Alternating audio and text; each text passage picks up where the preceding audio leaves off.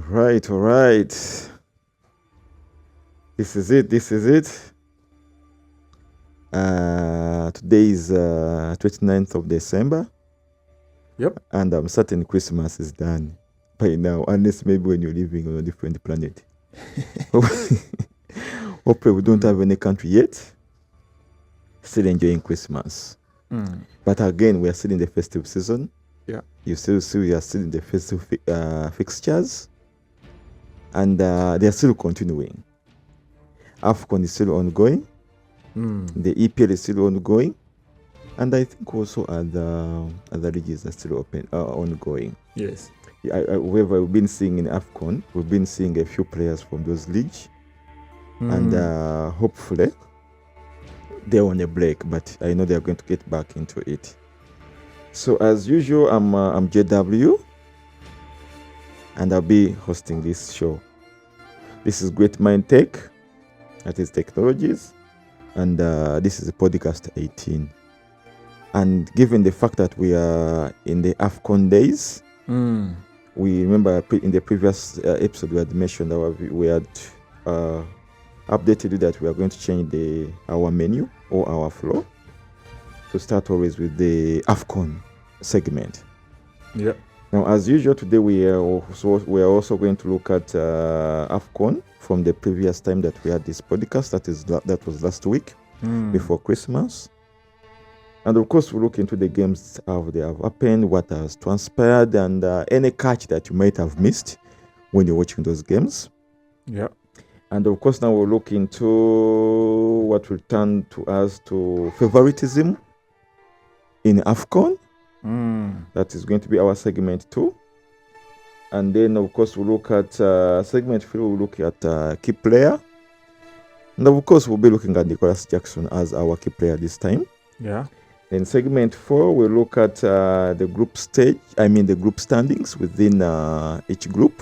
And of course, our reactions to that, any surprises, any disappointments.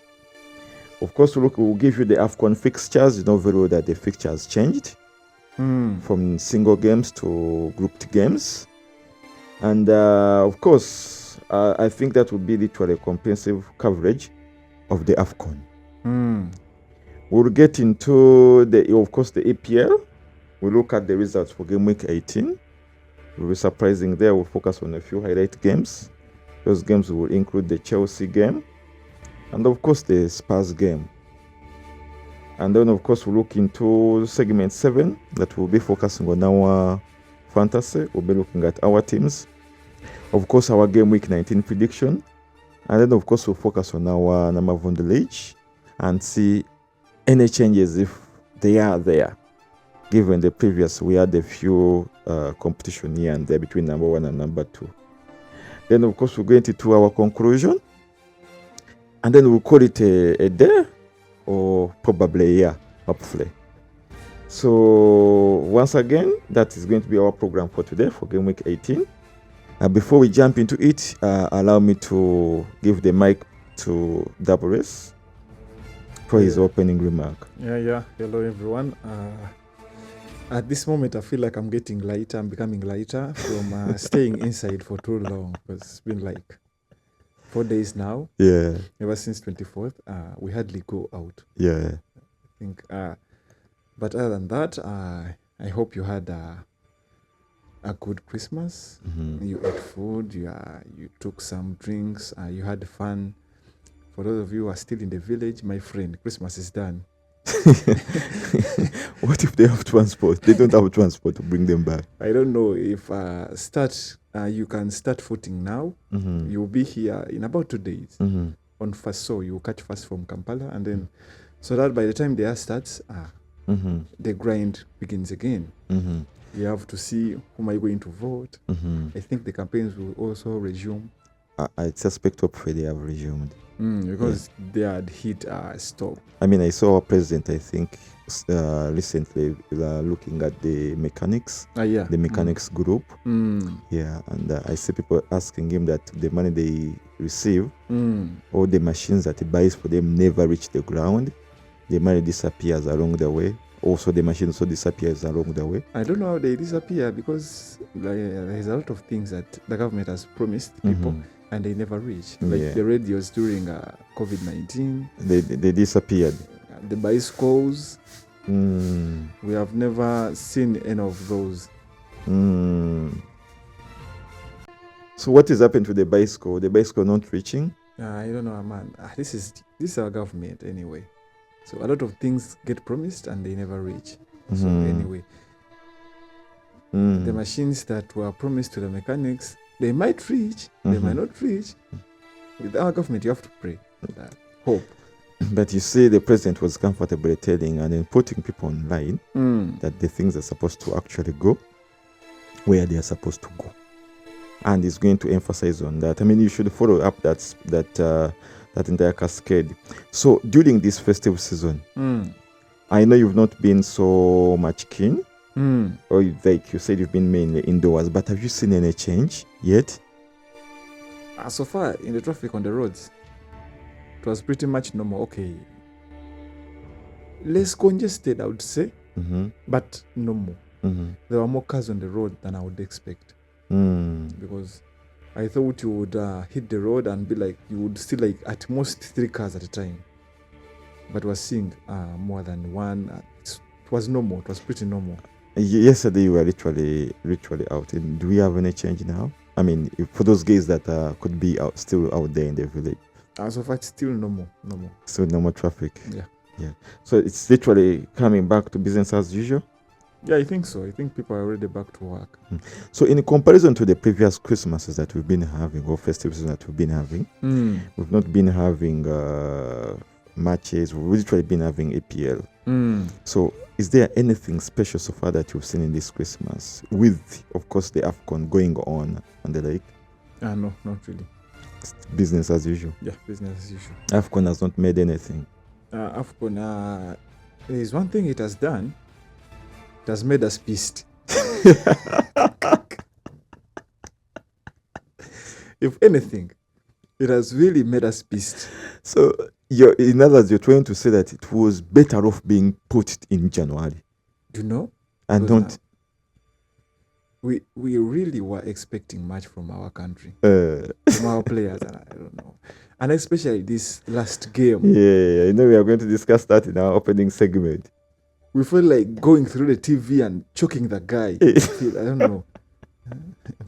Because I feel like abuses online were not enough. Were not enough for him. We needed to strangle him or something. I think if they come back, they need to give him to us, the public, for at least 5 minutes. And then you show him how things are supposed to be done. So, Double Race. Yeah. To continue with this jazz or this discussion that we are having, I want us to continue with it and, of course, jumping into our AFCON. That is our segment 1. And then we are looking at Uganda versus Tanzania. Yeah. A very publicized game. A game that they called the East African Derby. Yeah. A game that feels like it was more of like the finals for what? For World Cup. But a game which we really looked, we played very well. I mean, especially in the opening half. Yeah. Where we nearly thought we were going to hammer these guys. I don't know how many goals. But when it came to second half, as usual, handball. You know, I don't know what happens to us. I think most people were saying that we lost the first game because of the weather. Yeah. But now we play the second game in the same weather. This time the weather was actually slightly fairish. But it was still drizzling. But before you get into that double race, it's still in the same game. Aucho was out. And does it mean that the technical team, the coaches and the likes, listen to the public? Probably yes. But I also think, even though they are saying that it's his time to retire, I think it was crucial in that game. Why? I think Oba is playing in the Tanzanian league. Oh, he plays in the Tanzanian league. So chances are they never wanted him to be biased. What if it was a tactical switch? Okay, maybe, but I think he would know the Tanzanians better than us. And the issue is that if you play against them and you know Africans, you win TZ, and before you win there, like, you cannot play here in our country. You know how African we behave. Yeah, of course. Yeah. There's also that, but again, I think the squad was okay. So Double Race, we considered a goal from the TZ. Then the later on from our Nigerian player. You know, we have a Nigerian player on the team. Scored for us. Even though the Nigerians are attacking Uganda, but surprisingly the Nigerians scored to equalize.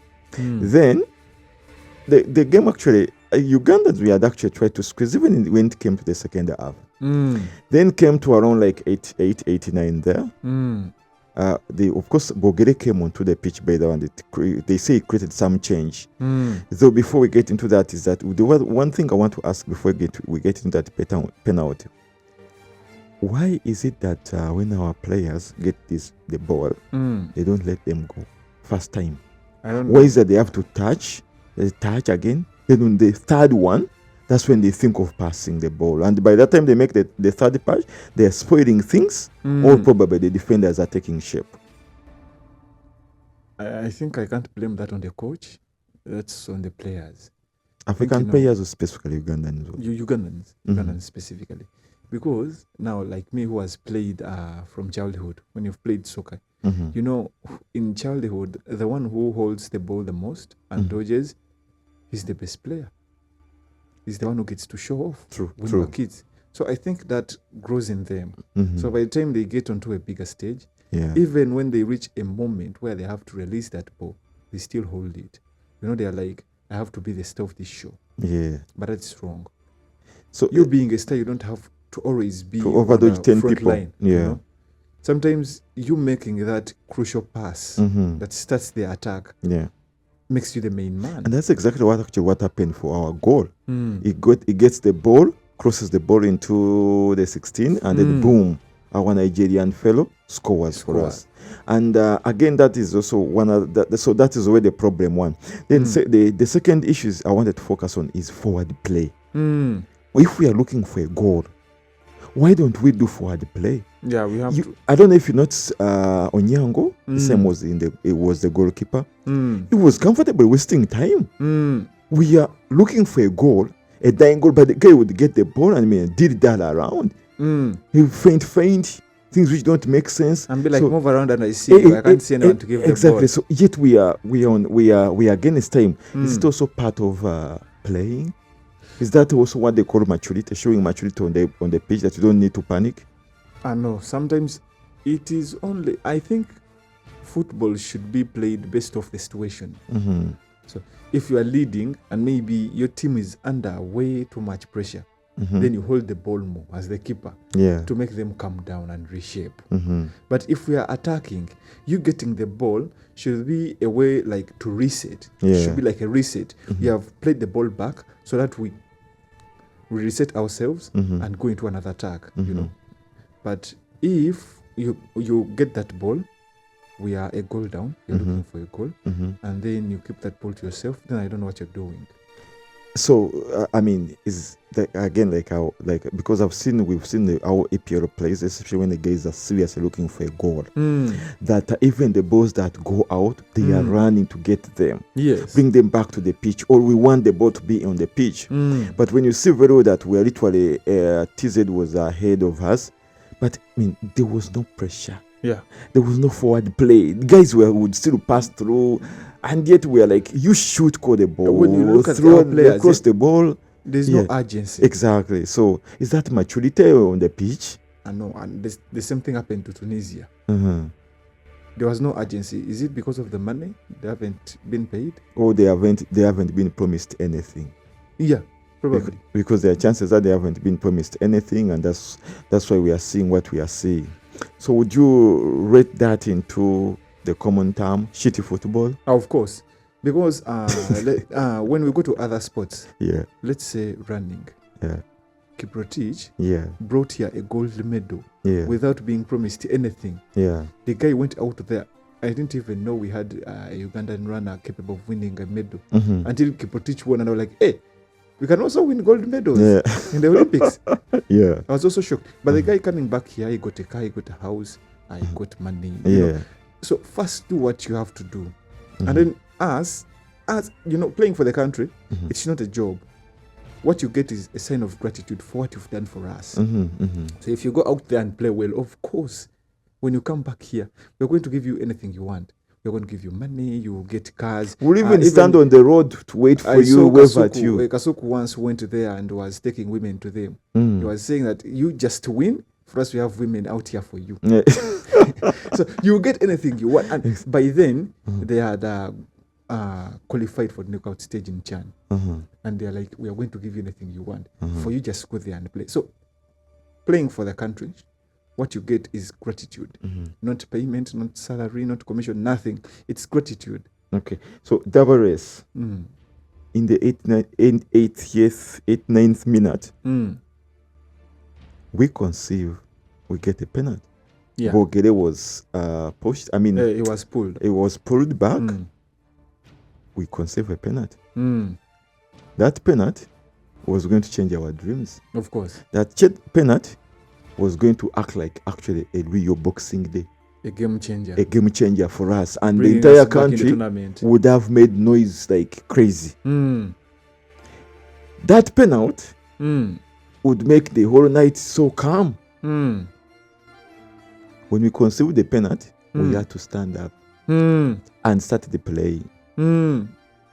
We're like, let not Alan Okero take that penalty.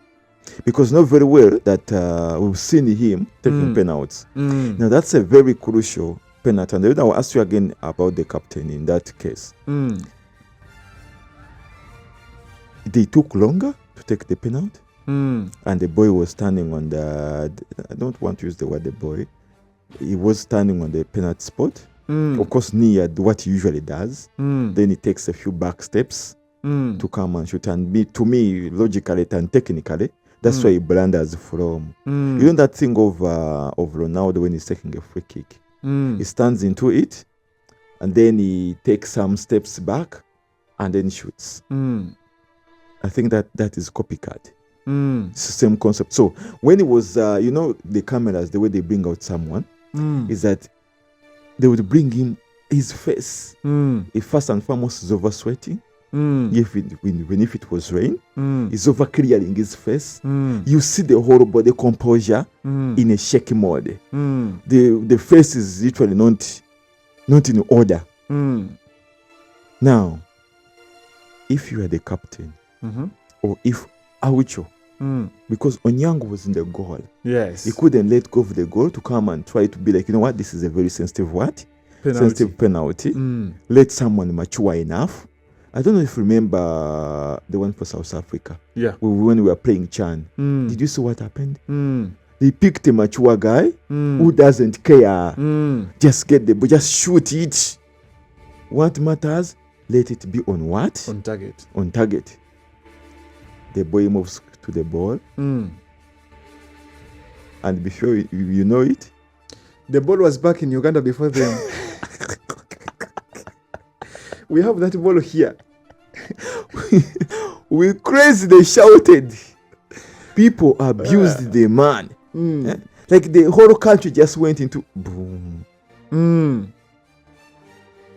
Just I left think the actually TV. most people switched off their TVs and went to bed. Exactly. And you realize that, you know what? Mm. It was wrong for us to assume Mm. or to be too much ambitious Mm. with the team, given the fact that they have not yet promised them anything. So, one thing, Mm. if you are the captain of that pitch, Mm. would you let him take that penalty? And if you are in Alani's shoes, couldn't you say, no, I don't think I'm fit to take this penalty, or that would be a sign of cowardness? I think that would be a sign of cowardness. You know, there's a saying I believe in. Even if you're scared to do something, Mm-hmm. do it when you're scared. But just do it. Whether you fail or get it done, just do it. But then This is a it's, national thing. It's the It has a job. big impact. It's actually the role of the captain Mhm. to keep that team together. Mhm. And even if you see someone who is panicking, sometimes they might have potential to actually score the penalty. We've seen him score penalties before. Yeah. But staggering penalties. Maybe penalties I've pressure. seen. Yeah. 8-9 minutes. Yeah. That time. And it's 1-1. It's 1-1. Mm-hmm. So your goal gives your team the lead. Yeah. You're carrying the whole nation on your back. Exactly. This is not a club. There's a difference between a club and a country. Yes. Yeah, that's too much pressure. And if the captain were there, all that time they took before taking the penalty, you need someone to console you. Yes. So that would have been the role of the captain. But I didn't see him. This is the normal thing.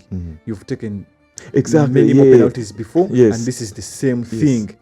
All you need to do is calm down. Exactly. See where you're going to put that ball and place it there. Yeah. But no one talked to him, and he was alone there in the box. No, the problem is stood next to the ball. Of course, the ref knows the rule is you're not supposed to be within 18. I know. So the man was alone in the 18 when they are shooting, not before he shoots. Now, you see the rule is by the time his foot touches the ball, all of you must be outside. But if he hasn't taken, you have the right to be there.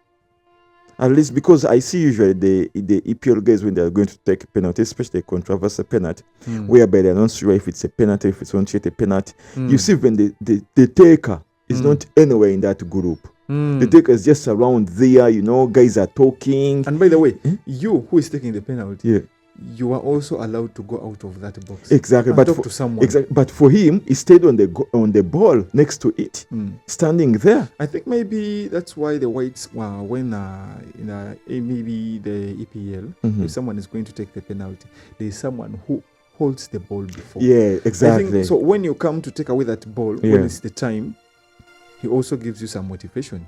It's like, this is the same thing you've been doing all along. Yeah, exactly. But so the guy misses that. Because you can motivate someone. You can be like, you are scoring these goals when you have defenders on your back. Now there is no one. Exactly. It's just you. This is something easy.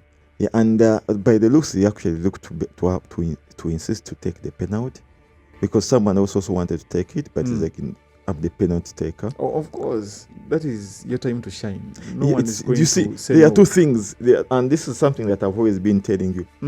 Timing is extremely crucial. Uganda is not leaving AFCON. That's not the end of Uganda. Of course. There are very many games ahead. And we also will be playing in 2027. Exactly. There's so many games ahead. So my question here is, couldn't he let it be taken by a mature person? All I'm saying is, I think all that was in his head was the glory that comes with it. Did he get the glory? Of course not. He missed it. He fired the ball straight to Uganda. Yeah, he did a copycat to Bruno Fernandes. It's the same thing they usually score as a penalty. Yeah. You remember the Aston Villa game sometime back? I think last season, but one.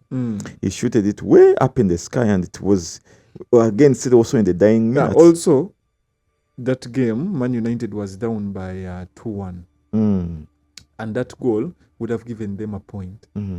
The pressure that comes with the responsibility of if you mess up, you've lost points for the whole team, not just you, but for the whole team. There is someone taking a penalty when you're leading like 2-0. No one cares. If you don't score, anyway, we are still leading. Exactly. So, double race, if you are to rate our game against Tanzania and against our opening game against Tunisia, did we improve? Yeah, of course, we improved. And we played better than Tunisia. And by the way, for me, this is what I believe.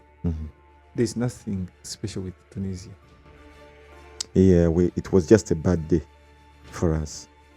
And I thought we would get at least 1 point from Tunisia.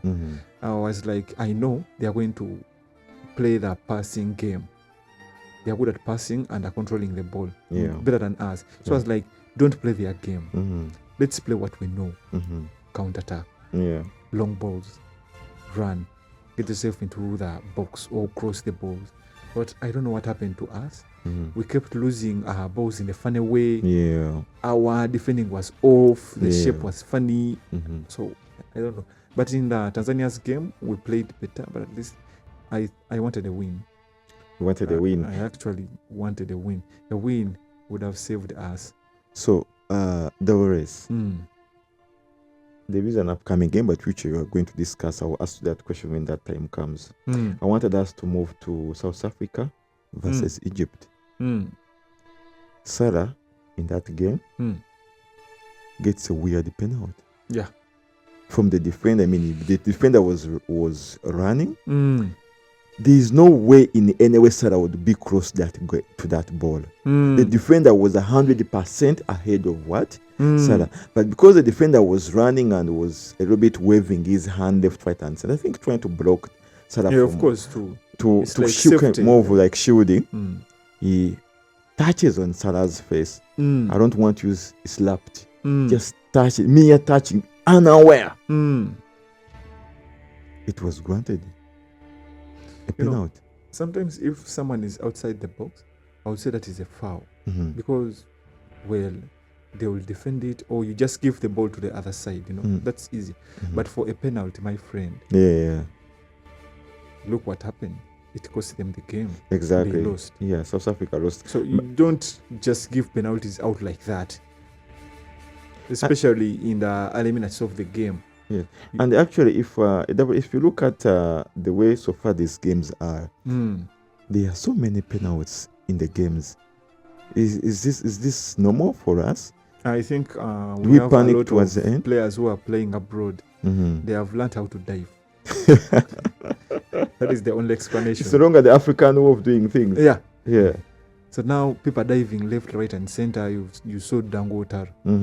You see, even some people are diving even without a touch. Exactly, yeah. As long as they anticipate someone is going to put their leg out, you see the guy diving into them, and you're like, "What's happening?" I think African referees should start giving out cards for someone who dives. But there's go back abroad. There's VAR, and I don't know why it has not yet done much. So the game between South Africa and Egypt, Egypt was nearly dying in that game. Yeah, they got a red card. They got a red card. And they started struggling in that game. Do you think Egypt is going anywhere after the group stages? So far, Egypt has been playing well, surprisingly. Salah has been also playing very well, surprisingly. He has 2 goals and 1 assist in 2 games, which is good. But I think they haven't faced someone strong enough. Very tough. South Africa is good, but not as good as, let's say, Senegal or Cameroon. But I think if they face someone who is really challenging, they will lose the game. Okay. In that same game, Davares, I think also again in the dying minutes, South Africa nearly receives the penalty. Yeah. And then the referee blows the whistle for a foul, for actually a handball. A free but kick. It be a free kick. Before he thought, I think it was what? It was outside. Now, on several reviews, I think after like 10 minutes, reviewing back and forth, giving us a weird angle, which we cannot use to judge, because the angle was making us face the what? Instead of giving us side angle, we wanted the side angle, so that we see an angle from the sides. Exactly where the ball is and the legs, and it was deemed no foul. Even the free kick was cancelled. They kept checking from one angle. Yeah. And before the VAR check, he had awarded a free kick. But after them taking 10 minutes in VAR, he decides no penalty, no free kick, no nothing. Exactly. Yeah. So I don't know. What was that? Maybe he realized that maybe the VAR told him, you know what, this is off. You don't have to let the guys win. Let Egypt win. And again, did they have to take 10 minutes? No idea. But Davares, before as we are going into our next segment, I want us to start from that discussion of that South Africa game against Egypt and that penalty issue. But now I wanted us to jump into quickly, briefly into Sudan and Equatorial Guinea. Were you surprised? Sudan comfortably hammering Equatorial Guinea. And I quote in your words when you are watching this game, you said, Sudan, those guys are always in wars. Yeah. So people who are always in wars, where do they train from? Where do they get the audacity to start hammering people? Yet us who are so peaceful, we are drawing and losing games. I don't know, but surprisingly, Sudan won an own goal, by the way. Yeah. I think when I saw them playing, also their strength was almost equal. So you saw even the goal was an own goal. Do you think we can beat Equatorial Guinea? Uganda? Equatorial Guinea, yes. But Sudan, I'm not sure. Uh-huh. Based off how we are playing in this AFCON. Well, the last time we were in AFCON, we played so well. Exactly, yes. We went to the knockout stage where we got hammered by Senegal 1-0. And even that goal that we were hammered, someone was making a back pass, which didn't reach the keeper. Exactly. We ended up being punished. Yeah. So, but this time, this team, I don't know. We are very disappointed. Okay. And I think they know that we are.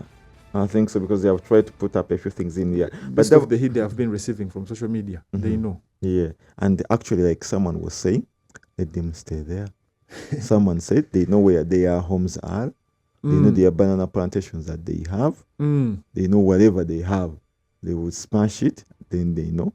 Being on the national team is you're not only on the national team. But should we blame them or someone who put them there? It's another topic of discussion. Double race. Back on the South Africa penalty, that was near the penalty, and then they cancelled it, and even cancelling the foul. Bring us into our second segment, favoritism. Do you think there is favoritism in this sport? AFCON, starting from, if you look at that game, literally they gave the game to Egypt to win. I know very well there is a concept, there is a conspiracy theory that Salah has never won, the Africa Cup of Nations. And he won't win. They successfully did that for Messi. Do you think they are going to successfully do it for Salah? They will try, but when your team is so weak, we are on the Argentina was strong, but Egypt is weak compared to Cameroon, Ivory Coast. I think even Algeria can hammer it. There is Senegal. Egypt has gone through already. Yeah, into the round of 16. Has already qualified. Yeah, but I wanted to go. But I think he will go past the first knockout stage. Why? Because he's in the first position and he will be facing someone from the second position from another group. Yeah. So I think, but after that game, the next one, I think that's where they will stop. Now. But I think there is favoritism because even in the Nigeria game, exactly. Yes, I was there about was to come a to penalty. For first, for Nigeria Tunisia, hammering 3-0. 3-0. And then they concede one goal and it's 3-1, and then the penalty was funny. For the referee to award the penalty, the rules say the handball should be deliberate. Yeah. Yes. And in a deliberate and in a non-natural position. Yes. But here, the man, it was a natural position for the arms because they were heading the ball. And when you're heading the ball, there is a lot of pushing. Yeah. You are knocking each other. There is a lot of physical contact. And then by the time the ball comes, these two guys had already, pushed each other, and the ball came in between them and it landed on this guy's hands. But guess what? Even if the arms weren't there, they were going to land on his chest or his stomach. So, irregardless of where the ball went, the Tunisian player wasn't going to receive that ball or head it. So why would you give a penalty for that? Didn't the VAR take a thorough look at it? They did, and they awarded the penalty. Which made Tunisia actually, the referee had not awarded the penalty. It's the VAR that made the call. But was that deliberate? Another fact was, the guy wasn't even no longer looking at the ball. His head was facing down because of, trying to protect your head from getting headed by your opponent. And why would you award such a penalty? Is that fair? It's not fair, but the race is that now we might see, because we are looking at favoritism in this AFCON. And here you're saying that it is going to Tunisia because chances are they actually did want the Tunisia to go through. But we could look it as favoritism, but yet it is on the quality of the reps that we are having. What if that is the problem? Yeah, could be another reason. Because when they see maybe Tunisia going against Uganda, they already like Uganda is going nowhere. Yeah. Uganda is going nowhere. Yeah. So everything you do, protect the stronger team. I think they do that, to make the game more fun. They're like, eliminate the weak teams first, and then leave on the strong ones. They will be crucial at the later stage, in the knockout stages. Instead of taking Uganda and Uganda getting hammered like 7. Which is not even putting a number of clouds or something. But very well Senegal cannot hammer 7. Of course. Yeah. So then you see there's one of the coach, I think, I'm not yet so sure. Maybe next podcast will bring the name of the coach. I said he's not feeling the vibe for this AFCON. He says that in the previous AFCONs that have been organized, even when the players are going for training, there is some vibe on the streets. People are waving flags. People are calling their names. When they are coming on the pitch, there's a role of, when, for example, when Cameroon hosted from here, I think there's a team that we were playing with, but they might host from here. You saw the vibe that the fellows had for Nana. You see the energy. The entire pitch was full, yet Uganda wasn't playing. So we were saying that this AFCON is lacking energy. So one, is it because it is in, you call it the Arab country? Is it because you know very well Arab countries and the primitiveness that they have? Do you think it's the thing, or they don't care who is in their country? Remember, one other thing you need to know, that Morocco wanted to be in Europe. Is it how they are seeing this AFCON? No, there is a lot of reasons, but I'm going to go with one. There is no alcohol.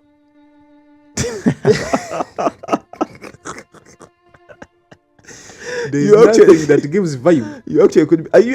Alcohol. You're certain that they ban the alcohol from the stadium? I'm not sure, but all I know that Morocco, Algeria, Egypt, those are purely and conk Muslim Islamic. Yes. And they don't sell alcohol in any way. No. Is Ethiopia part of that? No. Ethiopia is mixed up.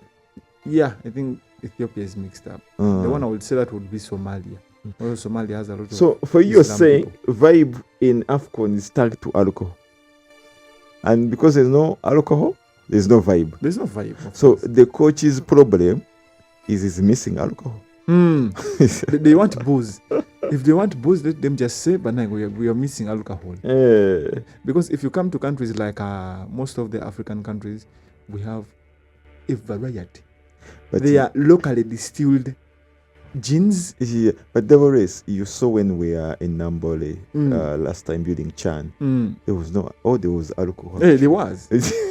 And besides, you can first drink your alcohol from outside. By the time you enter, you already have your vibe. You're hyped. And the entire pitch stadium was crazy. Yes. In fact, that's what they are saying. Ugandans have the craziest vibe in Africa.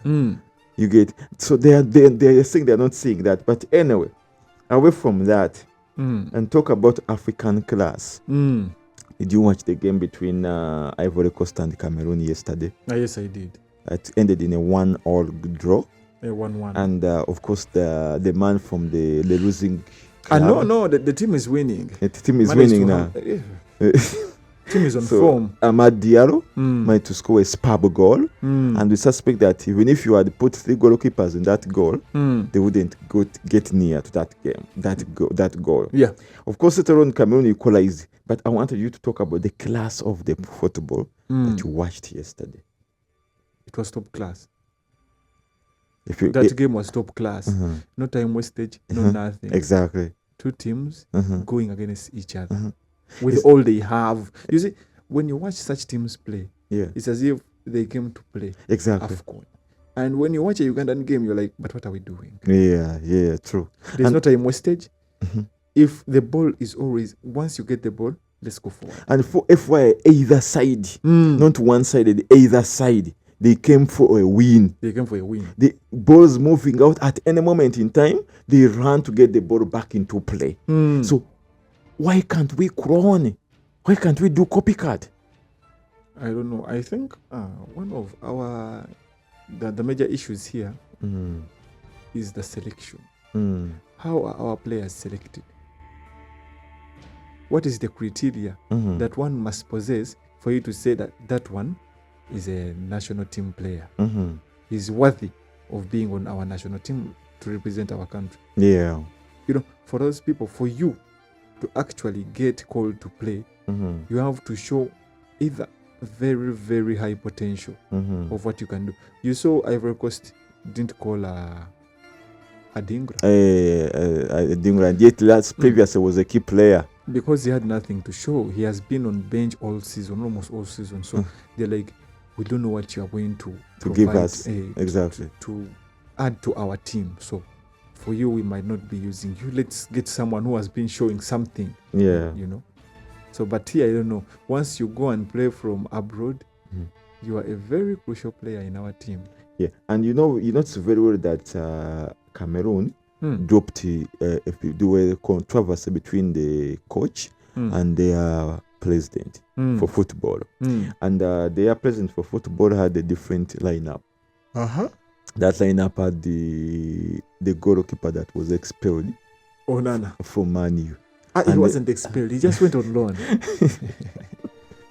So surprisingly, the team that you saw yesterday and against the Ivory Coast team, the honestly, it was serious football. If either of those teams could get into any of the so-called teams that think Africa doesn't have any talent, they would be shocked. Of course. And if you look at Morocco against those two teams, Morocco is not anywhere near those teams, based on the football that they showcased yesterday.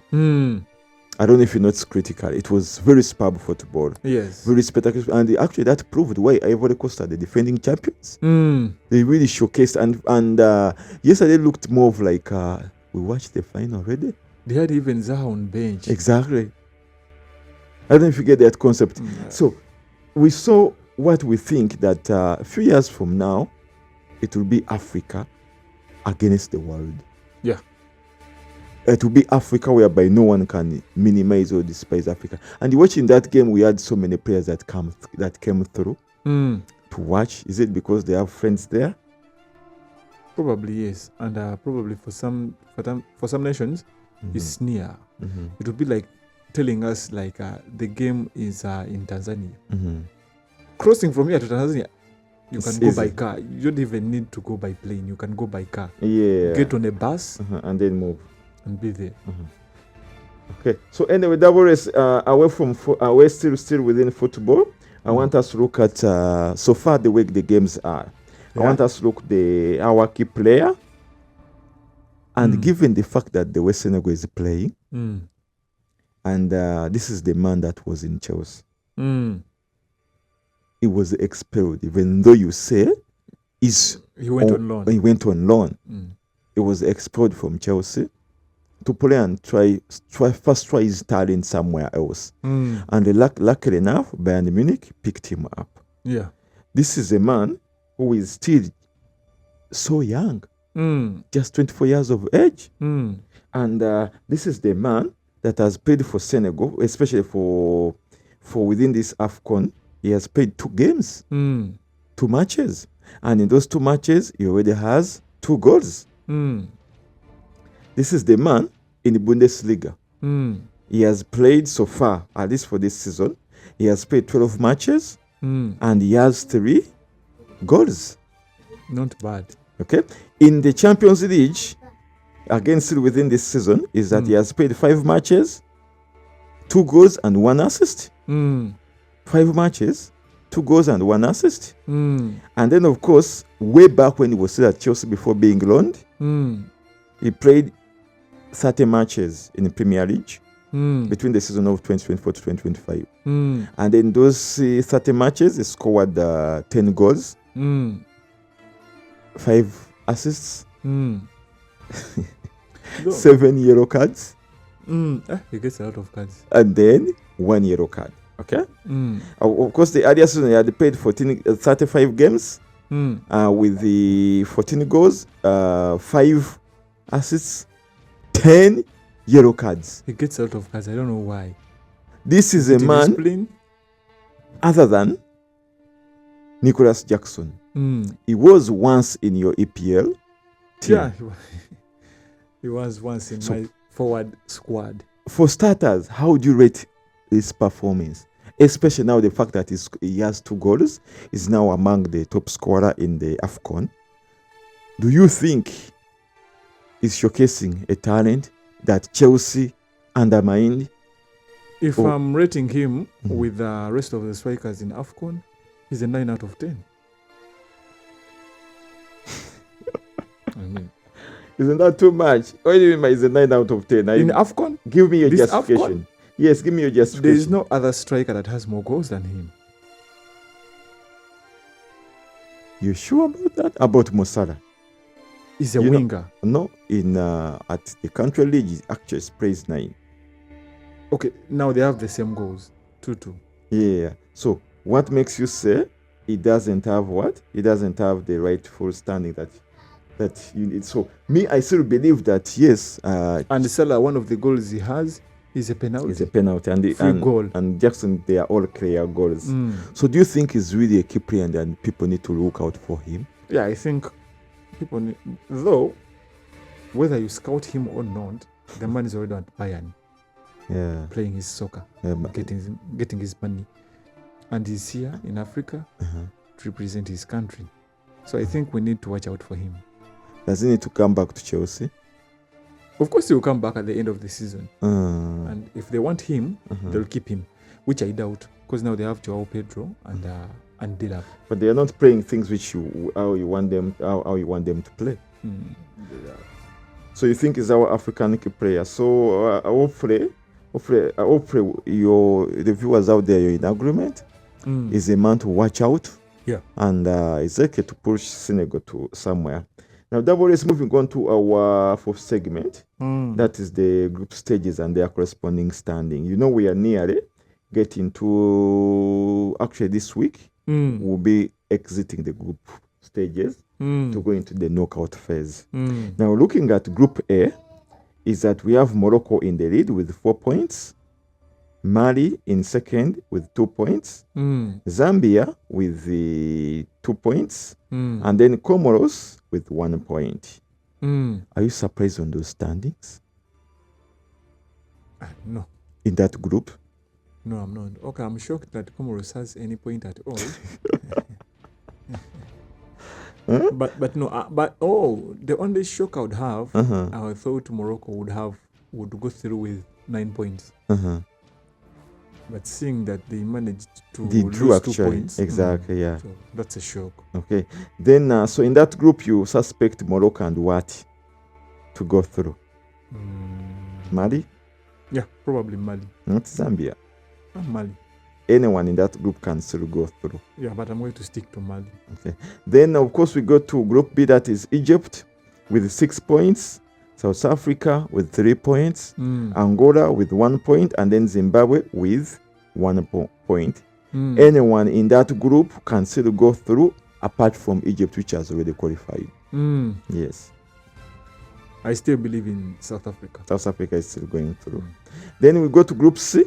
Group C, we have Nigeria with 6 points, Tunisia with 3 points, Tanzania 1 point, and then definitely the part of Africa, the great team that Africa has ever seen, the Uganda Cranes, with 1 point. This group, Nigeria has qualified. Tunisia, Tanzania, and Uganda, we are fighting for 1 spot. Tunisia. I'm telling you, Tunisia is going to hammer Tanzania. And if Tunisia hammers Tanzania, even if we beat Nigeria in any, then there's no hope for us. And even if Tunisia doesn't hammer Tanzania and they maybe make a draw, can we hammer Nigeria? Give me some mathematics here. What are our chances of exiting this group? Moving to the next round. To the next round, let me see. I think Tanzania hammering Tunisia? No, they would have to draw? Let me see. Yeah, probably, yeah. What if If Tanzania hammers Tunisia They'll go and then we different. hammers Nigeria, If then no, we're going to go different Here's sessions. the easiest way we can qualify. Tanzania hammers Tunisia 1-0. What about Tanzania drawing with Tunisia? 1-0. And then for us, we would have Nigeria, to hammer Nigeria by 3-0. which hammered the Tunisia. 3-0. So you suspect that We hopeful. need at least 3 goals. You know this game is tomorrow against Nigeria. Are you hopeful we're likely to do miracles tomorrow? Probably not. All right, so moving on to Group D. We have Senegal with 4 points. Congo, Democratic Republic of Congo with 4 points. Benin with 3 points. And then Botswana, of course, with 0 points. This group, I think so far it's a group with some good points. Anyone can still go through. Either Senegal or Congo or Benin. I don't think Botswana can go through. My bet is on Senegal and Congo. Senegal and Congo. Then moving on to Group E, we have Algeria with 6 points. Burkina Faso with 3 points. Sudan, the guys were always in wars with 3 points. How many points does Uganda have? 1. Then Equatorial Guinea, 0 points. So already Algeria has gone through. So it's either Burkina Faso or Sudan. My bet is on Burkina Faso. Burkina Faso. Okay. Then we go to Group F, that is Comoros. Well, I mean, we have Ivory Coast with the 4 points. Cameroon, 4 points. Mozambique, 3 points. Gabon, Pierre-Emerick Aubameyang, wasting all his talent in that team. Useless. They have 0 points. They have 0 points. They are more disappointing than us. And remember, they were in the World Cup playoffs. Exactly. So, do you think Ivory Coast and Cameroon, these are the only teams that I'm seeing going through here? Of course. I'm also going to bet on Cameroon. So the Ivory Coast to go through. The thing that I'm not understanding, the race, is do we have best loser? No, I don't think we don't. We don't have best loser, so it is either 1 or 2. Okay, they might be, because 6, that will make it 12. Best losers, they might take like 4. If they might take like 4. Okay, so double race, we had said actually, surprisingly, the wait time is really not moving on our side. Is that I wanted to look at quickly into the fixtures. Colleagues, like we had said earlier, the games have changed. We've been watching a single game per literally hour. Okay, now all games have shifted to start at 19 East African time, and then 22, of course, East African time, and we are seeing each group is playing at once. Now, like for example, for today we have 2 groups playing. First will be of Zimbabwe against South Africa, then Angola versus Egypt, then later on we have Zambia, Morocco, and then Comoros and Mali. Okay, then tomorrow we are first in the play, that is Uganda versus Nigeria at 19. What's your prediction on that game? Uganda is going to lose. What is the patriotism in you? I don't know. Somewhere our president always insists, be patriotic and understand that you have to win. It vanished in the draw against Tanzania. Do Muslims have faith? Of course. Where is your faith? Now here, I'm no longer following believing. I'm no longer believing. I'm no longer following faith. I'm going with the logic. Logic. So logically and technically, Nigeria is hammering Uganda by how many goals? Probably like 2-1. Now you suspect we could actually score through. Okay. Then Tanzania. But with all the mistakes we are making, we are bound to give them at least 2 goals. From the mistakes, not clinical goals. Yeah. Okay. Then of course we go to Tanzania and Tunisia. Then Botswana and DR Congo. That's obvious, Congo. And then Benin, Senegal. Those games are coming in tomorrow, 22 at 22. East African time, Mali 19 East African time. All games are equal at the same time. Mm. Then Equatorial Guinea, that is Wednesday, and Algeria, Sudan, and Burkina Faso. Those games are coming on 31st December. It's like a final for them. It's like a final for them. And then the games that are going to take us through the new year, I think, we have Gabon and Ivory Coast. We go straight to the what? The round of 16. What does that mean? 4 best losers. 4 best losers. Because we have 6 groups, right? Yes. And 2 qualify automatically. We have 7 groups that were race. We'll stop at group F. No. We have 6 groups. So 6 groups producing 2. 12. That would be 12. So you see, that's what we are saying. We would have hammered TZ. So that means there's a chance for a best loser. Okay. Anyway, so that's when we'll get into the round of 16. So double race. Any surprises so far? No. Before we jump into EPL?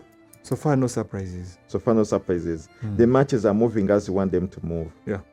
Okay. Now for EPL, double race, we really have very small time. You know very well we are African nasty. So for EPL, I want us to focus on just 2 results that happened over the game week that took us through December. And that is game week 18. And then we are seeing that Aston Villa hammering Chelsea fair and square. Yeah. Aston Villa is becoming a problem. Agree, disagree? I agree. It is not a problem. Is it luck? No. Only Watkins scoring both goals in that game. So I don't know. Aston Villa, it's no longer luck. They're just strong. And then they hammered Man City, they hammered Man U, they hammered Chelsea. Exactly. They hammered Liverpool. There's no luck. And keep in mind that Chelsea scored earlier, Joe Pedro scored earlier in the 37th They also hammered Arsenal. There's no luck. There's no luck, so it's fair and square. I'll ask you during that game, is it time to bring in Watkins? For me, probably no. Is a bench material? Probably no. For now, no. Okay. Then I've been reading at comments, and they are saying Parma was disappointed being subbed off in that game. And as soon as being subbed off, they conceived the goal. What plan is Enzo Maresca playing? I don't know. By now, Parma should be fit. By now, Parma should be fit. I don't know. Okay. Then another surprise on that game is Crystal Palace against Spurs. London Derby. Spurs hammering Crystal Palace. Is that normal for you now? For Spurs, yes. Spurs is always winning funny games and then loses the easiest of the games. Was it luck? Probably not. I think when they are playing someone strong, they bring out their A game. And then they just play however they want when they are playing a team like Leeds, not Brentford. But I also thought Palace would win. I mean, 100%. I was also in agreement, so sure about that. But I don't know. They almost even considered a second goal. Yeah. So you believe that Paris is now on the slope, falling down? Yeah, for now, yes. They are no longer Champions League material. Remember some of the comments that you had previously. They were Champions League material, but now no. Now it's the other way around. Yeah. All right. So that was moving on to our 7 segments. That is our fantasy. Of course, this fantasy is EPL related, and one is that the disappointment that you have with the app. You're not appearing in the Man U Cup. Yeah. Yet all your details previously were tagged to Man U. Of course. So, yes, when we came back, remember one time I was into the Brighton Cup. Then season came, and then we moved back to the Arsenal Cup. So, why couldn't they maintain the club that you had previously? Because I know very well you didn't focus on it, you. I think we have had a lot of disappointment with this app ever since the season started. Yeah. Remember, they did a lot of changes. So for me to see where to choose the favorite club from, Yeah. previously it was very easy. Yeah. There actually was a section for your team where you go and choose your favorite club and where you see news about that team that you picked. Exactly. Yes. But now that segment is no longer there. That Yeah. section disappeared. Yeah. So for you to see your favorite club, you have to go deep into the app And go into your profile. exactly. And I did these much things work. were there before. I don't know what happened. I don't know why they are pushing us to go to web. I don't know. Maybe they should say But the app no longer works. Go to previously, web. all you needed to do was put in your email and your password, and you would, go through. But now you get forwarded to web. Yeah. That's where they verify from. And then after getting verified, I'm not being brought back into the app. You're I don't know what's redirected into I don't the know app. what's happening. Either They way, need to fix their things. exactly. I mean, I don't know. Whoever is working on this app also needs to gear up. I mean, there are very many things that they have changed, distorted everything. Yes. We used to see player changes with the risers and the fallers. You have to go to web to get that information. To go to web. So I don't know why what they did, what they had to do. Maybe they are designers or also Ugandan engineers or IT, whatever, that they are messing up the entire application. But anyway, Davares. Yeah.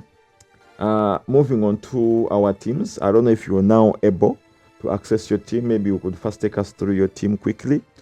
This game week, I'm going to activate my last chip, which is the bench boost.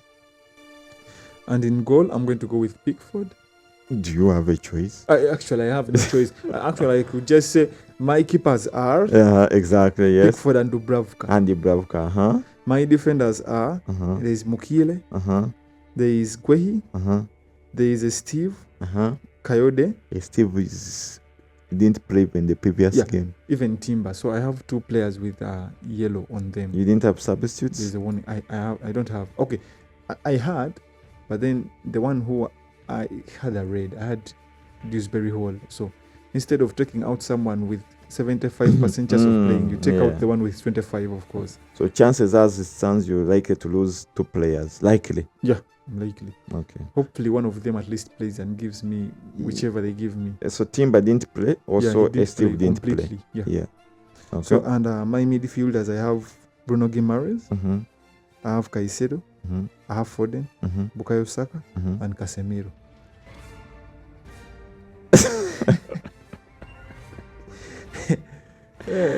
So I wanted to ask you about Casemiro, but it's okay. Let's move to the forward. My forwards, I have Ekitike, Hugo. Thiago, and Haaland as my captain. And Haaland is your captain.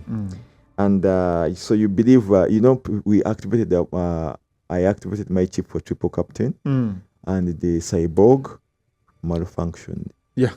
I ended up making a loss. You subscribed to yours the previous week. Mine worked for me. And you did wonders. Yeah. So cyborg, wake up, eh? Yeah. We're not going to be activating our chips. So and for that's you when to you realize blank. Exactly, and then that's when you start eating too much for Christmas. Yeah, and you come back when there's no football. I saw him posting. He went on a weighing scale and was like, "I'm still in shape." So was that in shape? We never saw that. You saw what happened with Murilo and him. Mm. Murilo had become Murilo. Murilo, I mean, was clearing each and every ball. Exactly, it was fire on him, Mm. and that's not how we used to know our cyborg. So cyborg, get in shape. So and for my case, I'm activating the free hit since it was also about to expire, and I bought in laments. Courtesy of Double S podcast that Man U again is sort of the higher chances of a clean sheet. You should already count your 7 points there. And then of course I have Dalot 11. And then I have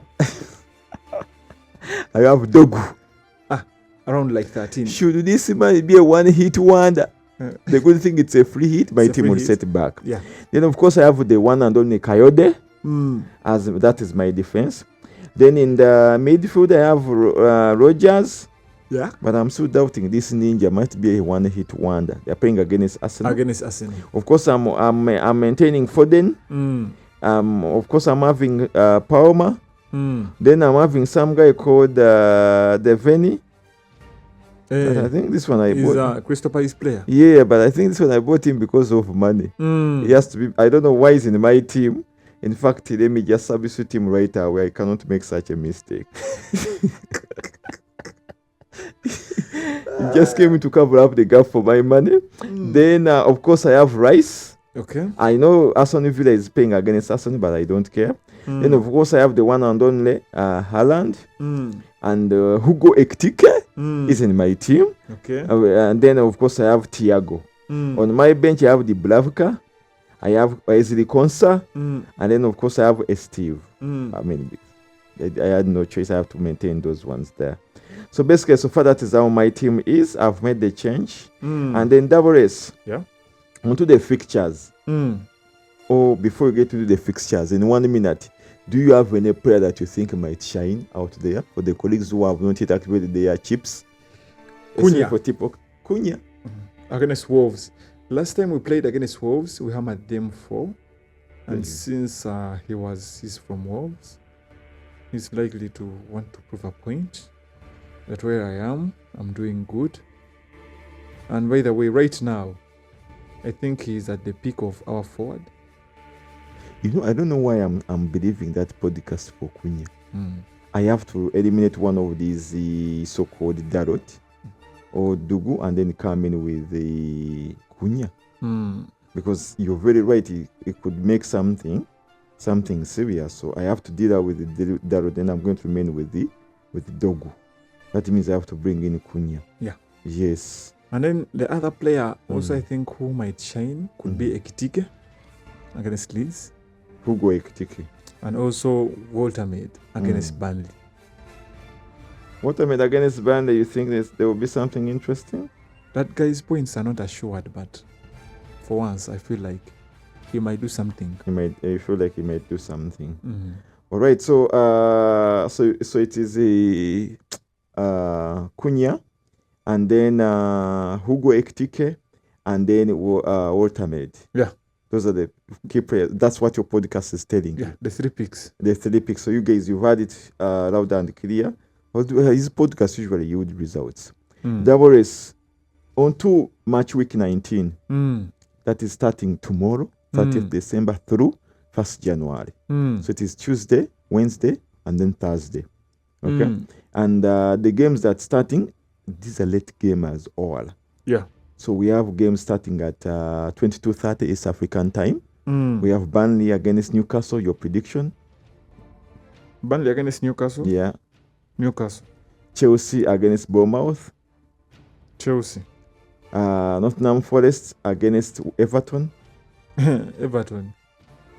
West Ham, Brighton. Then, of course, we have an Arsenal game coming in at 23:15. That is 45 minutes later. I know right? Arsenal has been performing very, very poorly. It is Arsenal against Aston Villa. Arsenal home.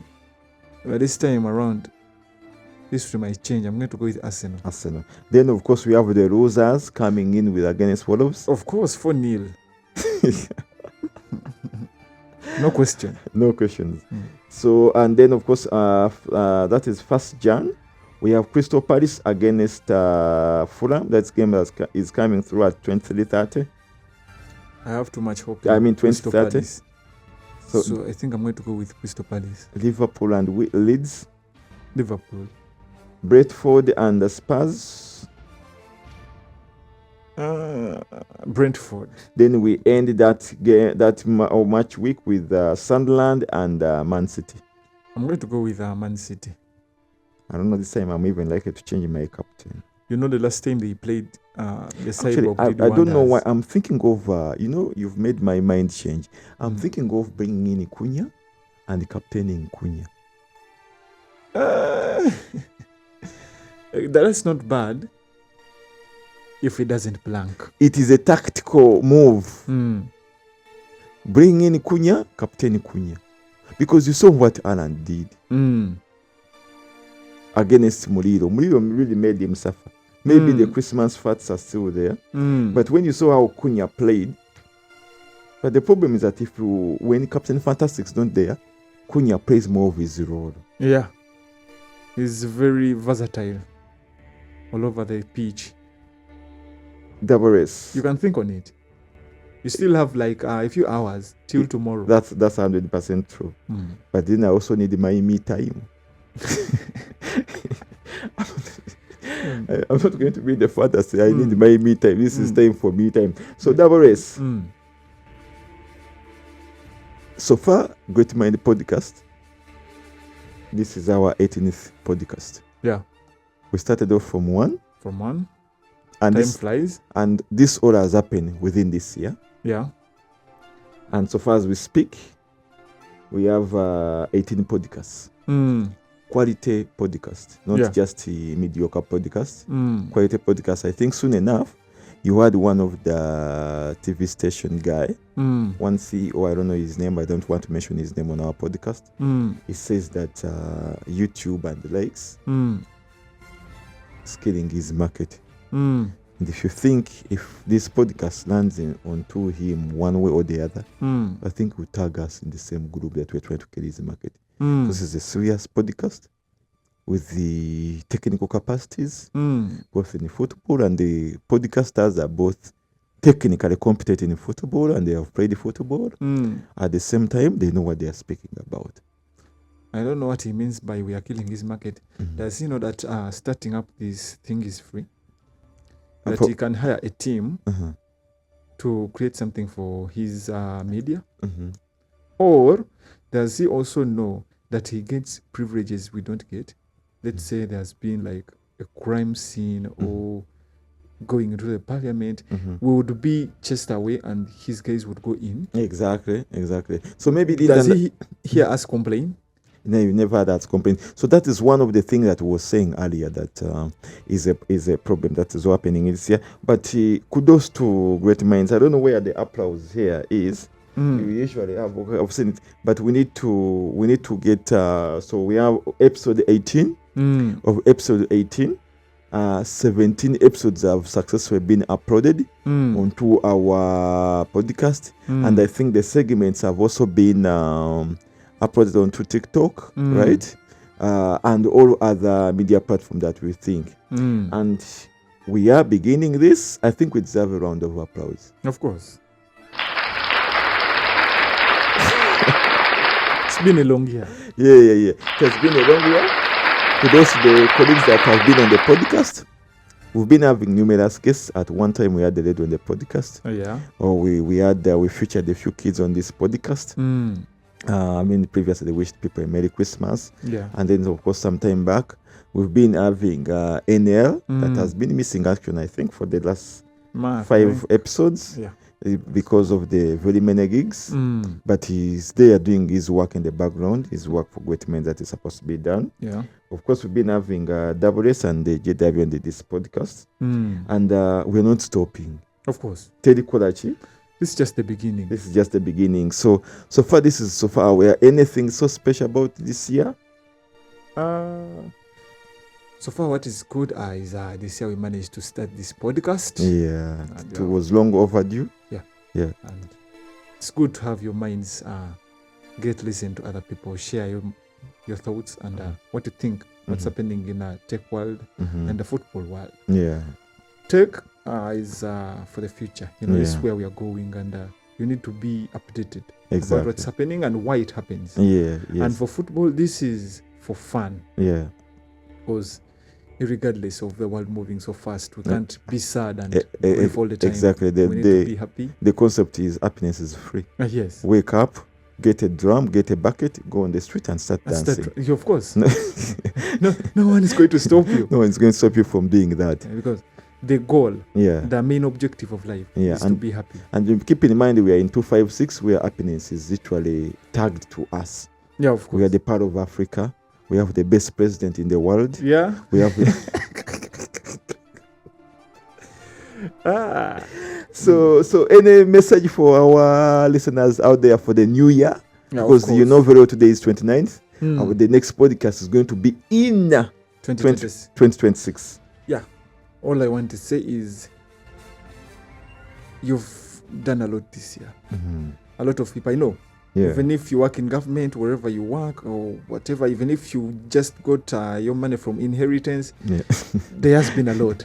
Do you have to add that inheritance? People have asked for their money, yes. So, all I'm saying, there's been a lot that has been going around this year. So take this time, at least 31st and the 1st, thank the Lord for what you've gotten and what you've lost. And also use that time to say goodbye to 2025 with a happy vibe. Not a dull vibe. Eat, drink, get up and dance. If you want to dance the whole day, dance. Add the word responsibly. Yeah, of course. So because we don't want you to, overeat and you're telling us your stomach is what. Get overhyped, and then you go in the road and get an accident. Yeah. And then instead of entering the new year with vibes, for you in the hospital. Yeah. With your leg hanging on. So, and for the non-believers, because the first emotion is going to the believers, for the non-believers, yes, what should they do? Non-believers, if for you don't want to go to church, or there is another good way you can spread the cheers. Talk to your friends, talk to your family, wish them a new year, talk about what has happened in this year, and making resolutions for the new year is not bad. But like in this coming year, I want to be here by the time it ends, or I want to achieve this and this and this and this. Or if there's been something that has been hurting you, this is the right time to let go. You are like, I like this person, I love this person, but I'm always getting hurt, or this job, it's always draining me, my boss is always abusing me, things like that. This is the right time to let go and focus on things that are going to make you happy, things that are going to make you go forward. So please, though, enjoy responsibly. If they find you on a road burning tires, my friend, these are you times. are going to enter a new year in the jail. So basically, you heard what Dawales is saying. Enjoy responsibly, whether eating, whatever you do, just do it with a responsible mind. Politics out there in the corner, don't just come and hammer someone's gate because they support a different party. Of course. No, these are colors. Irrespective of which color, we are still human. We are still Ugandans. Yeah. No one's going to rub that us away from us. And then, of course, keep the eye out there. Keep sharp. Yeah. Like Davore said, if you're a believer, churches are there. If you're a non-believer, go visit a friend. Those ones who are still in the village, roam around the village. Of course. And then, you greet people, get you, do whatever you want to do. But keep in mind that whatever you do is that at optimum cost, you must be happy. Of course. If drinking and getting wasted makes you happy, you do that. Go and get wasted. So you will wake up in the trench. Then you'll be like, the year did end. I'll be like, I closed off the year in style. Exactly. So as we are come to the close of the year, GreatMinds, we are still here. We'll give you our part of our minds.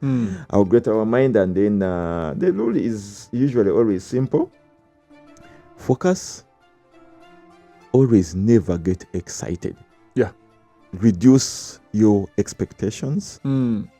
I've seen people who have said this year they were supposed to buy a car, one on the year to-do list, but they dropped off the car and then they put carpet.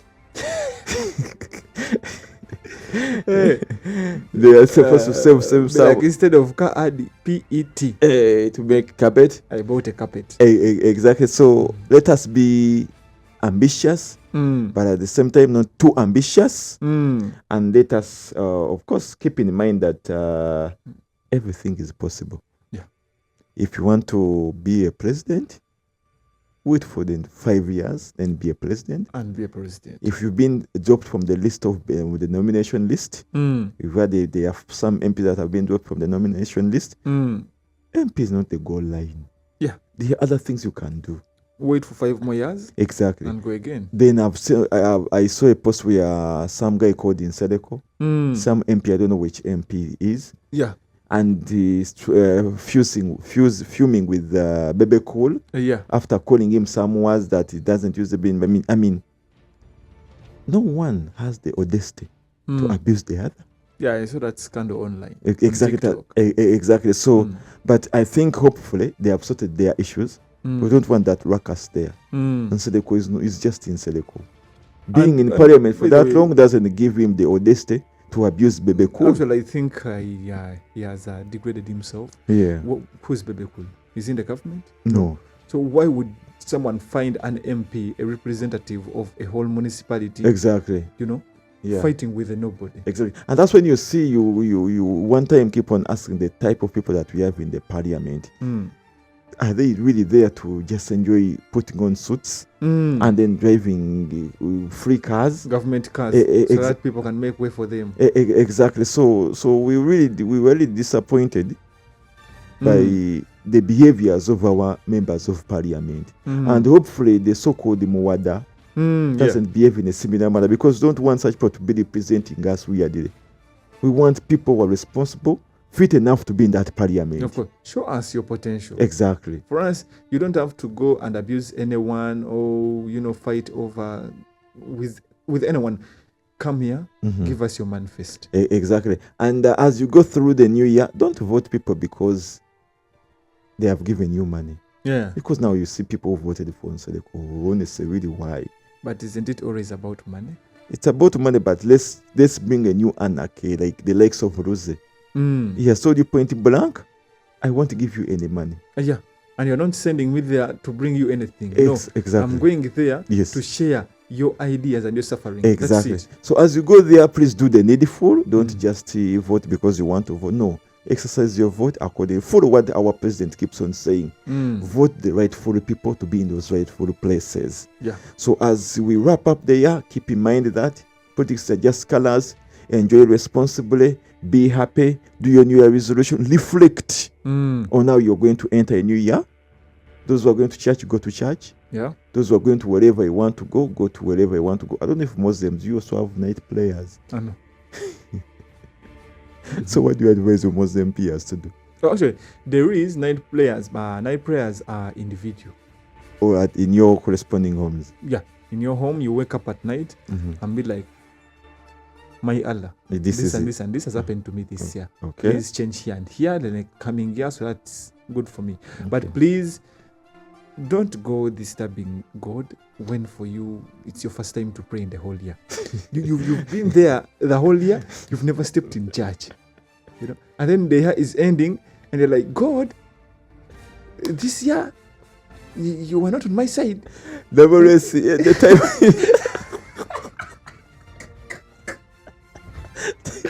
Please pray if you've been playing the whole year. If you don't been playing, but God says, don't bother God. God says it's never too late. You can't see that. All right, colleagues, I want us to wish you a happy new year and enjoy responsibly. And we sign out as Great Mind. It has been a wonderful year for Great Mind specifically. And we hope to keep the same fire. Yeah. To keep the same spirit calm 2026. Yes. Happy New Year. Enjoy. Happy New Year. Peace out.